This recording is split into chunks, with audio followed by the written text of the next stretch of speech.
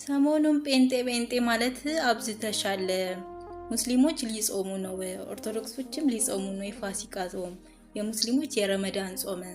ጴንጤ የት አለ የሚጾመው? ለሆዱ ኑሮ ለሆዱ የሚሞት ፍጡር አይደል እንደ ጴንጤ ያላችሁኝ ሰዎች ስሙኝማ። ጴንጤ ሲጾም ፓርላማ ያጽድቅልኝ አይልም። ጴንጤ ሲጾም መንገድ ይዘጋልኝ ይጨብጨብልኝ አይልም። ጴንጤ ሲጾም ምሽት አድሮ ነው የሚጾመው። እንደውም ጾም ያወቅኩት ጴንጤ ውስጥ ነው።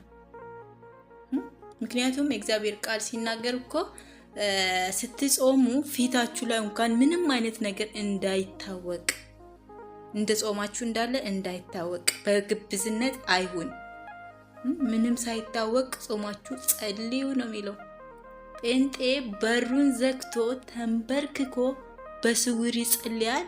የሱ መልስ ደግሞ በአደባባይ ይገለጣል። እንደ ሌሎቹ ፓርላማ ይወቅልኝ፣ ይጨብጨብልኝ፣ ዜና ይነበብልኝ አይልም። ጾም እንደውም ያለው እነሱ ጋር ነው።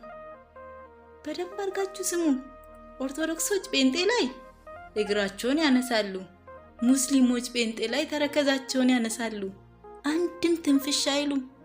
ተባረክ ኢየሱስ ይወድሃል ነው የሚሉት። እስቲ የትኛው ጴንጤ ነው? እስቲ ፓስተር፣ ጠንቋይ ፓስተር አይተህ ታውቃለህ? ፓስተር እስቲ ነብይ ጠንቋይ ነው ይሄ ጴንጤዎች ጠንቋይ ነው ተብለ ሰምተህ ታውቃለህ? የለም።